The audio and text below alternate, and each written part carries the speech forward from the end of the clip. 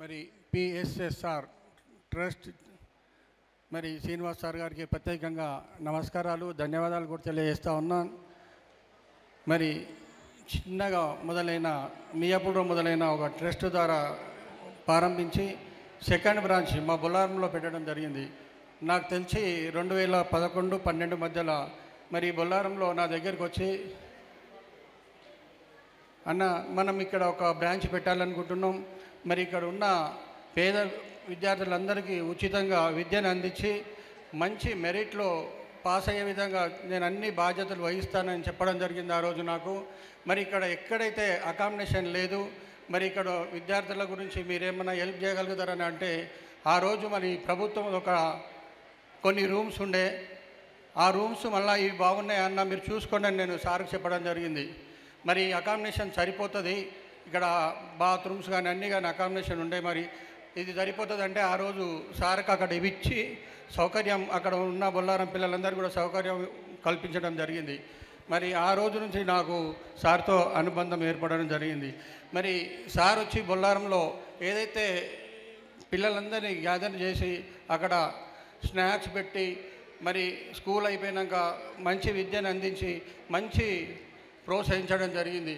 మరి సార్ వచ్చిన తర్వాత మాకు ప్రభుత్వ పాఠశాలలో ఏదైతే ర్యాంక్స్ రాకపోతుండే, మేము చాలామంది అప్పుడు నేను జడ్పీటీస్గా ఉన్నప్పుడు చాలామంది ఉపాధ్యాయులను కూడా హెచ్చరించడం జరుగుతూ ఉండే, అన్ని మండల్లో మరి ర్యాంక్స్ వస్తూ ఉన్నాయి, బొల్లారం ఎందుకు రావు అంటే మరి చదివిస్తున్నాం సార్ అనేవాళ్ళు, కానీ మరి పెద్దగా ర్యాంక్స్ రాకపోతూ ఉండే. సార్ వచ్చిన తర్వాత ట్రస్ట్ పెట్టి మరి విద్యార్థులకు అక్కడ తీసుకొని మంచి స్టడీ అందించి మరి చెప్పడం వల్ల మరి అక్కడ మంచి మా బొల్లారంకు గుర్తింపు వచ్చే విధంగా ప్రతి పాఠశాల నుంచి మంచి ర్యాంక్స్ రావడం, మంచి కాలేజీలో మళ్ళీ సారే సీట్ ఇప్పించడం కూడా జరిగింది. మరి ఇంత మంచిగా ప్రోత్సహిస్తున్న మీ అందరికీ కూడా మంచి విద్యతోనే ఏదైనా సాధించగలుగుతాం. మరి విద్యను మంచిగా అందిపుచ్చుకున్నప్పుడే బాగుంటుందని కూడా ప్రతి ఒక్క స్టూడెంట్ కూడా తెలియజేస్తూ ఉన్నాను. మేము కూడా మా కాలంలో మా చిన్నప్పుడే మా నాన్న చనిపోయింది, నేను 6 సంవత్సరాలు ఉన్నప్పుడు. మరి నాకు చదువు సరిగా రాదు, నేను 10th ఫెయిల్ అయినాను, కానీ మరి చదువు రాదు, కానీ నాకు అన్నీ కలిసి వచ్చి నేను ఈరోజు ఒక ప్రజాప్రతినిధిగా ఇక్కడ ఎన్నిక కావడం జరిగింది. కానీ అందరికీ అదృష్టాలు కలిసి రావు, కాబట్టి మీరు విద్యతోనే మీ కుటుంబాన్ని పోషించుకునే విధంగా కానీ ఈ దేశాన్ని గౌరవించే విధంగా ముందుకెళ్ళాలంటే విద్యతోనే సాధ్యమని కూడా నేను తెలియజేస్తూ ఉన్నాను.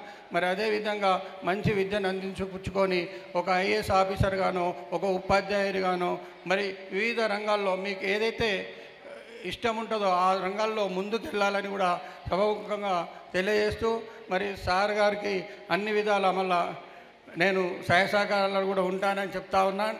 మరి అక్కడ ఏదైతే అకామిడేషన్ మేము ఇవ్వడం జరిగిందో అది మార్కెట్ యార్డ్ కట్టడం వల్ల సార్కి ఇబ్బంది అయ్యి కాల్ చెప్పేయడం జరిగింది.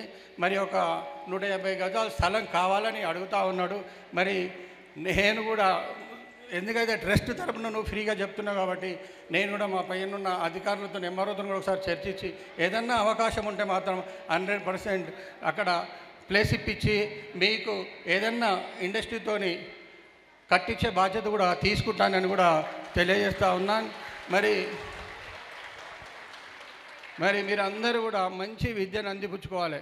ఎందుకంటే సారు గౌరవాన్ని పెంచుతూ ఉన్నారు, మరింత కూడా మీరు పెంచాలని కూడా కోరుకుంటా ఉన్నాను. మరి సార్ అన్నీ వదులుకొని ఓన్లీ నా కుటుంబ సభ్యులు నా పిల్లలు అనే విధంగా మిమ్మల్ని చూసుకుంటూ ఉన్నాడు. ఆయన కుటుంబం అందరూ కూడా మీరే కాబట్టి మిమ్మల్ని చూసుకుంటూ ఉన్నారు. కాబట్టి అదేవిధంగా మీరు మంచి విద్యను అందిపుచ్చుకోవాలని కూడా తెలియజేస్తూ ఉన్నాను. మరి అదేవిధంగా ఇంతకుముందు ఒకసారి చెప్పడం జరిగింది, కానీ ఏదైనా సాధించాలంటే మీ తపన కంపల్సరీ అవసరం.